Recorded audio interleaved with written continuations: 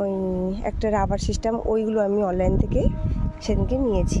তা আমার বুদ্ধিটা কেমন লাগলো বন্ধুরা, আর আমার মতন কে কে এরকম ছাদ বাগানে মাচা বানিয়েছো অবশ্যই আমাকে জানিও। আর আমি কিন্তু একটি মাচা বানাইনি, পাশে কিন্তু দেখতে পাচ্ছ প্রতিটা গাছে ছোট ছোট করে, এই দেখুন সিম গাছ এখানে রেডি করছি এখনই, শীতে সিম খাবো তাড়াতাড়ি। এই দেখুন এইভাবে মানে প্রতিটা আমি ছাদ বাগানের ছোটোর মধ্যে মাচা বানানোর চেষ্টা করেছি। এই পাশে দেখুন শশা গাছ আছে, এই যে দেখুন কত শশা সেট হচ্ছে, কালকে উঠিয়েছি। এই যে দেখুন, আর এই যে দেখুন পাশেই আজকে এই মাচাটা রেডি করব। দেখুন কুমড়ো গাছগুলো পুরো পড়ে গেছে, যদিও আমার কাছে অনেক টাইম শর্ট, আমি সবসময় বেশি টাইম দিতে পারি না। এই দেখুন এইগুলো এখানটায় একদম রতিয়ে গেছে। এই মাচাটাকে আজকে রেডি করব। এটা শীতের মাচা ছিল তাই কিন্তু মানে ভেঙে গেছে। আজকে এই মাচাটাও রেডি করব। কিছু শশা গাছ এখানে তৈরি করছি আমি।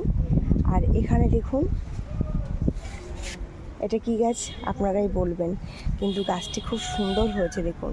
আর সবগুলোই কিন্তু সবজি আমি গ্লো ব্যাগে বসিয়েছি। এই যে দেখুন গ্লো ব্যাগে বেশি জল মানে ধরে রাখে, তাই সবজিটা ভালো হয়, কিন্তু ফল গাছ বন্ধুরা ভালো হয় না।